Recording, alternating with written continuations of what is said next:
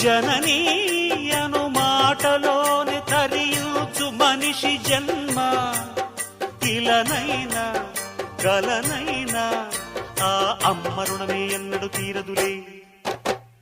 ప్రాణం నా ధ్యానం మా అమ్మ కోసమని ఉన్న బ్రతికున్న మా అమ్మే లోకమని బ్రహ్మైనా అమ్మంటే చాలు మొక్కుతాడురా.